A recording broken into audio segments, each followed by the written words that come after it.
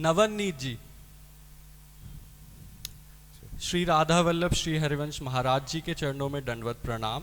महाराज जी, प्रश्न है, कुछ दिन पहले 2-3 दिन तक मेरा श्वास श्वास में नाम जप चल रहा था। रात को सोता था तब भी नाम जप चलता था और मुझे माला उठाने की भी ज़रूरत नहीं पड़ती थी। महाराज जी, अब कुछ दिनों से नाम जप कम हो गया है। पहले अपने आप होता था, अब स्वतः चलाना पड़ता है। मैं समझ नहीं पा रहा। अच्छा, हाँ, इतना बात समझो कि जब कोई अपना रस देना चाहता है तो पहले अपनी तरफ से वानगी दी जाती है। ऐसे ही आचार्य, गुरुजन या प्रभु भूले हुए जीव को अपनी तरफ से अपना रस देते हैं तो उसको बिना साधन के परमानंद की स्फूर्ति का अनुभव होता है। और जब उसको एकाग्रता बंधती है जहां ताओ, वो जो कृपा से रस स्फुरित हो रहा था वो हट जाता है। अब साधन करो, क्योंकि साधन से ही आप उस रस को पचा सकेंगे। इसीलिए प्रभु मिल मिल के और छुप छुप जाते हैं कि जीव की स्थिति प्रेममय हो जाए। तो इसलिए नारद जी से प्रभु ने यही कहा, जब जंगल में भागवत के प्रसंग में देखिए, जब एकांतिक जंगल में उनको दर्शन दिए तो विकल होकर फिर और दर्शन की लालसा की, तो बोले अब तभी होंगे जब पूरे योगी बनोगे, अधकचरे नहीं। इस जन्म में मैंने तुम्हें झांकी इसलिए दिखाई कि तुम मेरे भजन में तन्मय हो जाओ।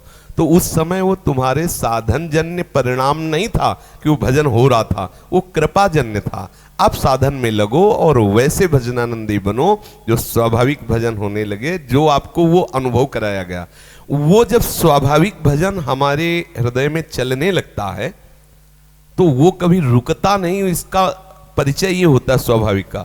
आप रोकना चाहें तो भी नहीं रुक सकता, और आप कहते हैं चला और रुक गया, तो वो कृपा से वानगी दी गई, वो आपका धन नहीं था, वो कृपा शया हुआ था। अब आप लगो उस रस की प्राप्ति के लिए, और कुछ ही समय में कृपा पात्र जीव के हृदय में ऐसी भजन की वृत्ति जागृत, और एक बार जागृत होती है तो त्रिभुवन की राज्य लक्ष्मी देने पर भी वो आधे पल के लिए कहा जाए कि प्रभु का विस्मरण कर दो तो नहीं कर सकता। अगर आभास हो गया कि भूल गया क्या, तो तद विस्मरणेन परम व्याकुलते थी, वो परम व्याकुल हो जाता है। समझ पा रहे हैं ना? इसलिए खूब भाव से अभी भजन में लगो। ये भजन रस जब स्वाभाविक चलने लगेगा ना तो स्थिति आती है। क्या आती है? यो विविक्त देश सेवित्वम, यो लोकबंध मुन्मीलयति, यो निस्त्रैगुण्यो भवति, निर्द्वंदो भवति, यो योगक्षेमम त्यजति। जिसका निरंतर भजन चलने लगता है उसके अंदर स्थिति आने लगती।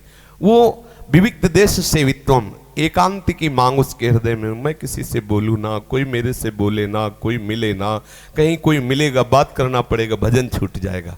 वो अंदर ही अंदर इस बात से डरता रहता है समाज सेवन में कि कहीं कोई मेरा परिचय वाला ना हो जाए, कहीं कोई परिचय वाला ना मिल जाए जो मुझे बात करनी पड़े और मेरा भजन छूट जाए। इसलिए यो विविक्त देश सेवित्वम और लोकबंध मुन्मूलयति, लोक बंधन को जड़ से उखाड़ फेंकता है कि वो मामा आए, फूफा आए, जीजा आए तो हमसे उनको व्यवहार करना पड़ेगा।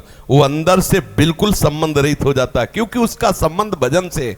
अगर भजन छूटता है तो कोई भी हो, तजिएता कोटि बैरिशम यद्यपि परम स्नेही, वो इतना आसक्त चित्त होने लगता है भजन से, तब उसका भजन। फिर भजन का प्रभाव क्या होता है? हमारे हृदय में 3 गुणों का प्रभाव पड़ रहा है। कभी बहुत भजन की प्रवृत्ति आती है, कभी भोगों की प्रवृत्ति आती है, कभी काम क्रोध लोभ आदि का तांडव देखते हुए हमारे अंदर क्रोध की, हिंसा की, निद्रा की, आलस्य की, प्रमाद की, ये प्रवृत्तियां जागृत रहती, ये गुणों के चक्र से। लेकिन जिसके हृदय में ऐसा भजन चलने लगता है वो उसे त्रिगुणातीत स्थिति प्रदान करता है कि इन गुणों के प्रभाव से प्रभावित होकर उसका भजन नहीं छूटने वाला। जब ऐसा भजन होने लगा तो किसी द्वंद्व का उसके ऊपर प्रभाव नहीं पड़ता, और उसके हृदय में इतना आनंद होता है कि योगक्षेमम त्यजति, वो योगक्षेम की भी परवाह नहीं करता और अखंड स्मरण में मगन रहता है। तो हम अभी भजन मार्ग में आगे बढ़े। प्रभु अपने जन को पक्का बनाते हैं। जैसे छोटा बच्चा है ना, तो माँ पकड़ के चलाती है, जब देखती 4 कदम ठीक से चल लिया तो छोड़ देती है, और जहां लड़खड़ाया फिर दौड़ पड़ी। वो चाहती कि वो अपने पैर से चलने लगे, इसलिए वो छोड़ दिया करती है। वो कर्कश नहीं, कठोर नहीं, वो छोड़ती है उसके हित के लिए, पक्का हो जाए। ऐसे ही हमारे प्रभु अपना कृपा प्रसाद करके फिर छोड़ देते हैं उसको।